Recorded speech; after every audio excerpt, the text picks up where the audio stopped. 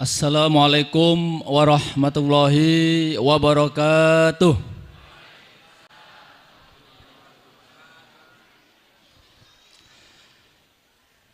Alhamdulillahilladzi arsala rasulahu bil huda wa dinil haqq liyudhiru ala dini kullih walau karihal kafirun. Asyhadu an la ilaha illallah wahdahu la syarikalah. Wa asyhadu anna Muhammadan abduhu wa rasuluhu la nabiyya ba'dah. Allahumma salli wa sallim wa barik ala sayyidina Muhammad wa ala alihi wa ashabihi wa man tabi'ahum bi ihsanin ila yaumiddin, amma ba'd. Qala Allah Ta'ala, a'udzu billahi minasyaitonir rajim. Bismillahirrahmanirrahim. Ya ayyuhalladzina amanu taqullaha haqqa tuqatih wa la tamutunna illa wa antum muslimun. Wa qala aidan, ya ayyuhalladzina amanu kutiba alaikumus syamu kama kutiba alal ladzina min qablikum la'allakum tattaqun. Shadaqallahul azim. Alhamdulillah, segala puji bagi Allah yang masih memberikan kita Kalimantan Timur, alias nikmat umur. Ya, tadi kata MC. Insya Allah sepekan lagi mudah-mudahan kita bisa berjumpa dengan bulan Ramadan, yang hari ini kita beramai-ramai, bergembira menyambut datangnya bulan Ramadan. Ada yang sedih nggak hari ini? Itu yang di sudut sana kayaknya sedih tuh. Belum gajian, iya. Atau masih jomblo ya? Ya, jadi hari ini kita melaksanakan tarhib, ya. Tarhib, kita sering mendengar marhaban, ya. Tarhib itu artinya kurang lebih, ya, menyambut dengan gembira atau bergembira menyambut datangnya bulan Ramadan, ya. Tarhib, ya, kalau bahasa Arabnya pakai ha, ya, walaupun tulisan Latinnya ini pakai ha, ya, tapi jangan sampai bilangnya tarhib, ya, tapi tarhib, karena nanti beda artinya, ya. Kalau pakai hak besar nanti apa? Menakut-nakuti, ya, menggetarkan musuh, nah, itu beda nanti artinya. Tapi kalau tarhib pakai hak, marhaban, itu kita bergembira menyambut datangnya bulan Ramadan. Bergembira insya Allah, ya. Iya, tadi saya ikut pawai sebentar, saya lihat memang wajahnya gembira semua, nggak ada yang nangis pas pawai tadi. Alhamdulillah. Pertanyaannya, mengapa kita harus bergembira? Nah, mengapa harus bergembira menyambut datangnya bulan Ramadan? Mengapa harus bergembira?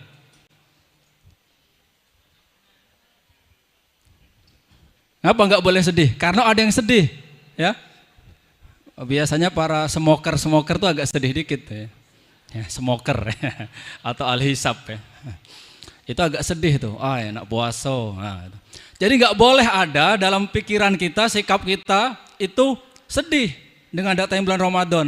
Kita harus bergembira, karena Rasulullah pernah bersabda, jadi Rasulullah yang menganjurkan, menyuruh kita untuk bergembira. Man fariha bidukhuli Ramadan, kata Rasulullah, barang siapa yang bergembira dengan masuknya atau datangnya bulan Ramadan, maka kata Rasul, haramallahu jasadahu minan niron, ya, Allah haramkan jasadnya dari api neraka. Gembira enggak?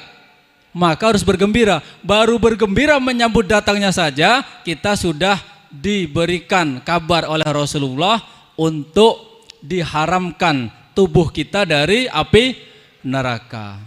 Itu kan doa kita, ya, untuk dibebaskan atau qina adzabannar, ya, dibebaskan dari api neraka. Nah, jadi baru bergembira saja kita sudah berikan kabar oleh Rasulullah, haramallah, Allah mengharamkan jasadahu, jasad orang-orang yang farihah tadi, yang bergembira menyambut Ramadan dari api neraka. Itu yang pertama. Jadi anjuran dari Rasul memang kita harus bergembira. Yang kedua, karena memang bulan Ramadan ini adalah bulan yang penuh dengan berbagai macam kebaikan-kebaikan.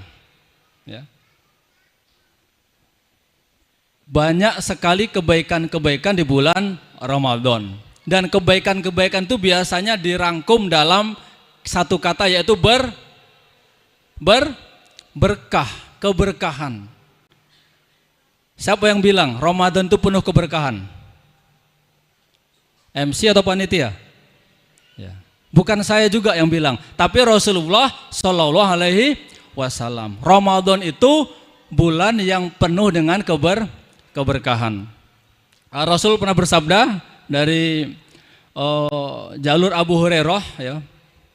Rasul mengatakan, qala atakum Ramadan, kata beliau. Jadi ketika menjelang atau datangnya bulan Ramadan, Rasul pernah berkata, telah datang kepada kalian bulan Ramadan. Apa kata Rasulullah? Sahrun mubarakun, ya, bulan yang penuh dengan keberkahan. Jadi Rasul sendiri mengatakan bahwa bulan Ramadan itu adalah bulan penuh dengan keberkahan. Sahrun mubarak. Mengapa penuh keberkahan? Rasul melanjutkan dalam hadisnya itu. Yang pertama, faradallahu azza wa jalla alaikum siyamahu. Jadi pertama Allah mewajibkan, ini kita sudah paham insyaallah, bagi orang beriman, bagi kalian itu untuk berpuasa. Kemudian Rasul melanjutkan, salah satu atau beberapa keberkahan tadi adalah tuftahu fihi abwabus sama, ya, dibukakan di bulan Ramadan itu pintu-pintu langit. Dalam tafsir hadisnya, abwabus sama itu bimakna abwabul jannah. Jadi dibukakan pintu-pintu surga. Inilah salah satu keberkahannya. Kemudian apalagi?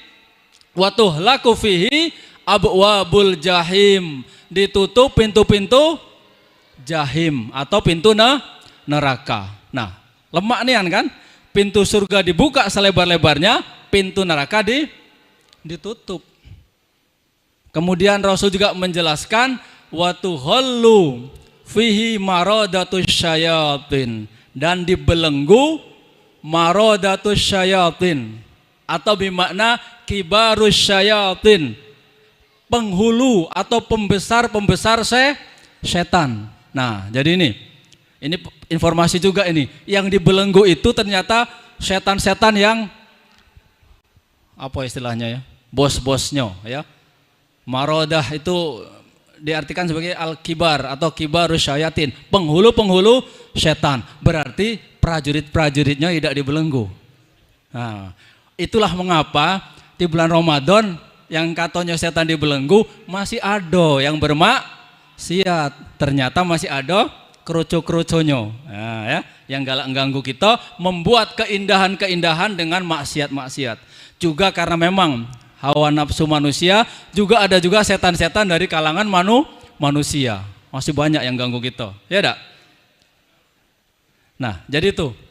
Kemudian Rasul juga mengatakan lillahi, ya, lillahi fihi lailatun khairum min alfisar. Allah juga memiliki di bulan Ramadan itu suatu malam yang lebih baik dari 1000 bulan. Lailatun khairum min alfi sahrin. Ya, itu insyaallah kita sudah paham semua. Ini sekedar mengingatkan.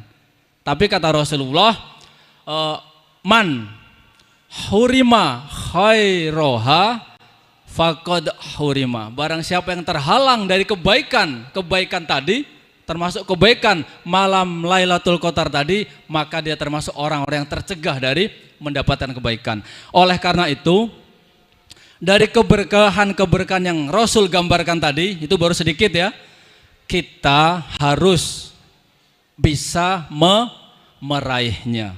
Itu intinya ya. Dibuka pintu surga, ditutup pintu neraka, diberikan satu malam yang malam itu lebih baik dari 1000 bulan, maka kata Rasulullah, barang siapa yang terhalang dari kebaikan-kebaikan yang ada dalam Ramadan itu, faqad hurima, maka dia tercegah dari kebaikan-kebaikan tersebut. Bapak Ibu hadirin rahimakumullah, itu alasan mengapa kita harus bergembira menyambut datangnya bulan Ramadan. Itu perintah Rasulullah. Yang kedua, sangat banyak kebaikan-kebaikan di bulan Ramadan. Juga dalam hadis yang sering kita dengar, nanti biasanya di malam pertama tarawih ya, man shoma ramadhana imanan wahtisaban hufirolahu ma taqaddama min dambi. Barang siapa berpuasa di bulan Ramadan dengan penuh keimanan dan hanya mengharap ridha Allah, hufirolahu, akan diampuni baginya ma taqaddama, apa-apa yang telah lalu, min dambi, dari seluruh dosanya ya, kecuali dosa besar, illal kabair. Kalau dosa besar itu harus taubat, harus dihukum, nah itu baru bisa hilang ya. Baik Bapak Ibu hadirin rahimakumullah, itu yang pertama, untuk sekedar mengingatkan mengapa sih kita harus bergembira ya. Dengan bergembira saja kita sudah mendapatkan banyak kebaikan. Yang kedua, marhaban bulan atau marhaban ya Ramadan, bulan ketaatan ya. Jadi saya ingin bertanya ya pada Bapak sekalian yang masih ingat Ramadan tahun lalu. Masih ingat gak puasa tahun lalu? Ngapain? Puasa. Iya, pasti ya.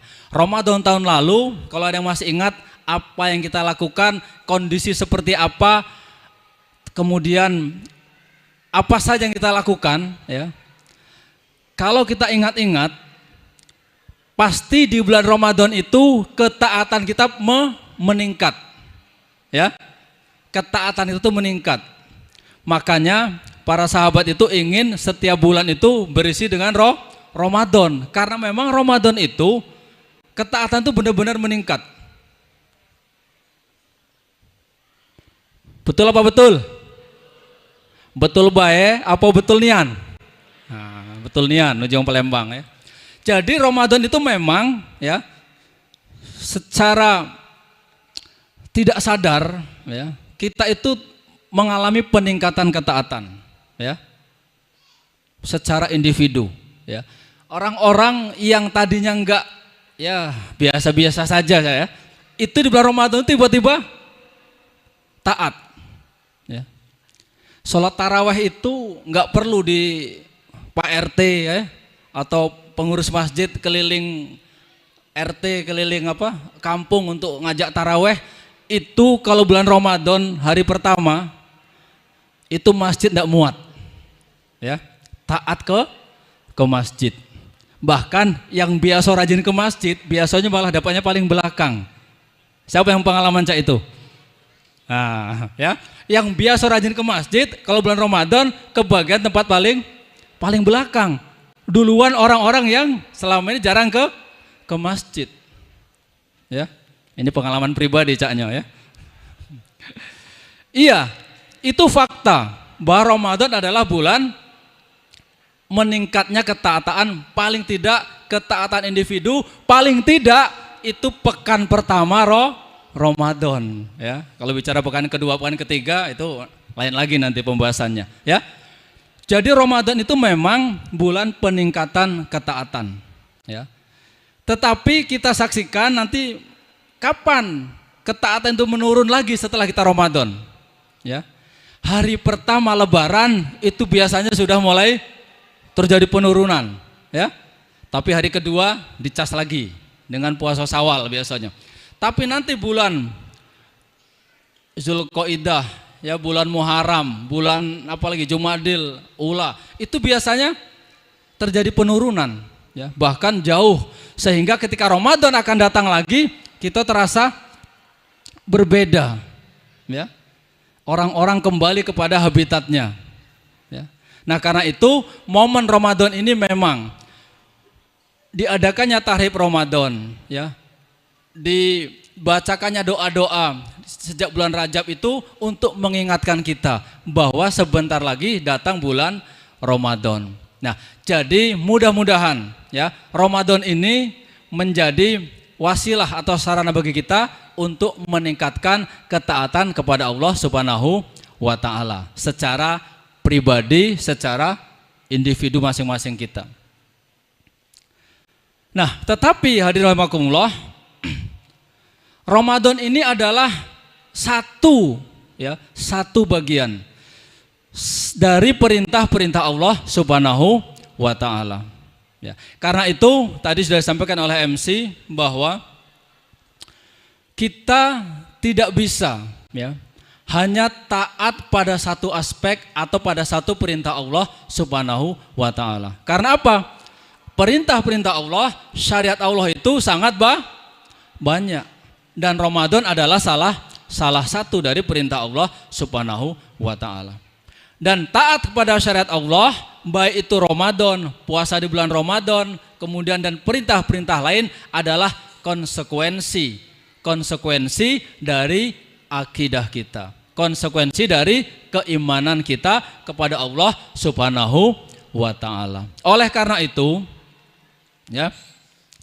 Ramadan ini kalau Ustadz kami itu sering bilang di Ramadan itu kita tiba-tiba diperintah untuk melaksanakan sesuatu atau meninggalkan sesuatu yang selama ini itu dibolehkan. Kita tiba-tiba bisa di Ramadan itu tiba-tiba kita tidak boleh makan siang, tidak boleh minum, tidak boleh melakukan aktivitas-aktivitas yang selama ini boleh, tapi tiba-tiba ketika masuk bulan Ramadan atau puasa itu semuanya tidak boleh. Dan itu bisa, itu bisa. Maka seharusnya ini menjadi pelajaran juga bagi kita, bagi kaum muslimin pada umumnya, seharusnya kita tuh bisa melaksanakan semua perintah Allah. Karena saat ini masih banyak perintah-perintah Allah yang belum dilaksanakan secara sempurna oleh umat Islam. Banyak larangan-larangan yang masih dilanggar oleh kaum muslimin. Padahal perintah itu sudah diperintahkan oleh Allah. Larangan itu sudah dilarang oleh Allah sejak Nabi Muhammad menerima wahyu. Sejak 1446 tahun yang lalu. Tetapi mengapa perintah dan larangan yang begitu lama sudah ditetapkan oleh Allah kita tidak bisa meninggalkannya? Padahal ketika Ramadan kita perintah yang tiba-tiba seolah itu tiba-tiba. Hari ini misalnya 29 Sya'ban, besok 1 Ramadan, tiba-tiba kita melaksanakan suatu perintah dan meninggalkan larangan yang selama ini kita lakukan. Nah, oleh karena itu seharusnya sebagai umat Islam itu la'alakum tattaqun. Dan ketakwaan ini Bapak Ibu sekalian bukan hanya ketakwaan individu, tetapi ketakwaan yang bersifat kolektif, ketakwaan yang juga harus diterapkan oleh negara. Karena perintah Allah itu tidak bisa diterapkan secara sempurna kecuali diterapkan oleh negara. Jadi ketakwaan itu harus juga ada pada individu, pada masyarakat, juga pada pengelola, pemimpin-pemimpin negeri ini, terutama di negeri kita ini seluruhnya atau hampir 80% itu mayoritas kaum muslimin. Puasa galau insya Allah Tetapi lihatlah kalau di bulan Ramadan nanti tempat-tempat maksiat bisa ditutup. Itu menunjukkan bahwa keberadaan penguasa yang memahami menerapkan syariat itu bisa menghentikan kemaksiatan. Tetapi ketika di luar Ramadan tidak ada lagi perintah atau larangan untuk membuka tempat-tempat maksiat misalnya. Ini menunjukkan bahwa ketakwaan sebuah negara juga diperlukan untuk menerapkan syariat Islam secara kafah. Baik hadirin rahimakumullah, satu hal lagi yang tadi dipesankan oleh MC, Ramadan bulan ketaatan dan bulan perjuangan. Ya, jadi ini pada adik-adik ya, anak-anak sekalian, Ramadan bukan saatnya untuk berleha-leha, banyak tiduran ya. Nanti biasanya selain taraweh itu meningkat, jamaah jamaah tidur ya. Ba'da zuhur di masjid itu juga meningkat biasanya ya.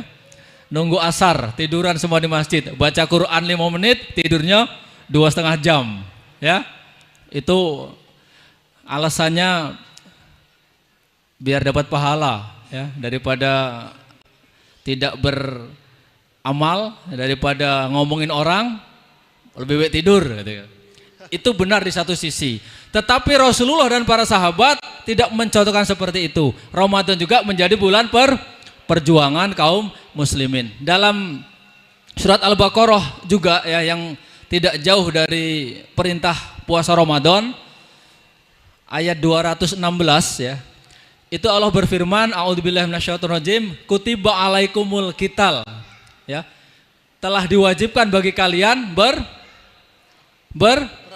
berkital, berperang, berjihad di jalan Allah Subhanahu wa taala. Sama perintahnya dengan kutiba alaikumusiyam, mirip di surat yang sama, juga jaraknya enggak terlalu jauh. Itu diturunkannya ternyata pada tahun yang sama, ya. Kalau perintah puasa Ramadan tadi diperintahkan atau diturunkan pada tahun kedua Hijriah, kurang lebih di bulan Sya'ban, ya. Kurang lebih bulan Sya'ban, ya, bulan-bulan ini.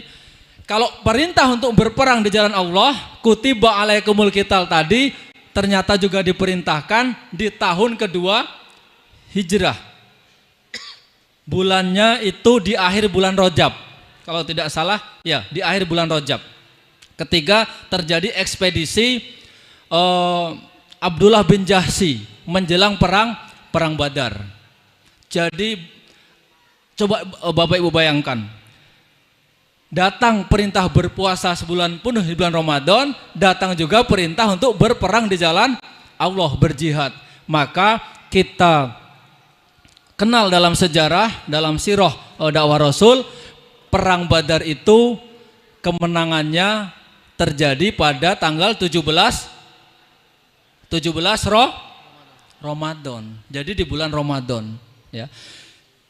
Jadi Rasul dan para sahabat itu melaksanakan Ramadan bukan dengan bersantai-santai, tapi dengan perjuangan, tetap dengan berdakwah, berjihad di jalan Allah Subhanahu wa taala. Dan Allah memerintahkan tadi kutiba alaikumul qital juga terjadi bersamaan dengan perintah turunnya puasa di bulan Ramadan. Nah, karena itu saya mengajak kepada diri saya sendiri juga, kepada Bapak Ibu hadirin sekalian, untuk pertama meningkatkan ketaatan di bulan Ramadan. Itu tetap harus saya lakukan. Kita tingkatkan amal kita. Kita rencanakan, kita rancang dengan baik Ramadan ini untuk amal-amal yang bisa mendapatkan keberkahan, mendapatkan pintu-pintu surga, dibebaskan dari api neraka, mendapatkan malam Lailatul Qadar, tentu dengan perencanaan yang baik, ya. Setiap hari kita niatkan untuk melakukan amal. Jadi kita siapkan 30 paket amalan untuk 30 hari. 30 paket doa misalnya, kita doakan setiap Ramadan. Kita siapkan 30.000 rupiah, ya. Tiap hari sedekah 1.000, ya, kalau tidak malu, ya. Tidak apa-apa, walaupun sedikit tapi istiqomah, ya. 1.000 berarti 30.000. Jadi kita niatkan setiap hari kita isi dengan amal-amal. Kita tingkatkan ketaatan, tetapi jangan lupa kita juga berdakwah di jalan Allah, memperjuangkan tegaknya syariat Islam, sehingga ketakwaan itu tidak hanya terjadi individu, tidak hanya terjadi saat ini, tidak hanya terjadi di bulan Ramadan, tetapi bisa terjadi di luar Ramadan dengan diterapkannya syariat Islam secara kafah. Yang insya Allah nanti bagaimana penerapan syariah, bagaimana kewajiban dan bagaimana harusnya sikap kaum muslimin untuk menegakkan syariah dan khilafah ini akan disampaikan oleh pemateri yang selanjutnya. Barangkali demikian dari kami sebagai pengantar pembuka. Marilah kita tetap bergembira dan berusaha meningkatkan ketaatan dan terus berjuang di jalan Allah agar Ramadan kita tahun ini menjadi Ramadan yang lebih baik dari Ramadan sebelumnya. Demikian, billahi taufiq wal hidayah. Wassalamualaikum warahmatullahi wabarakatuh.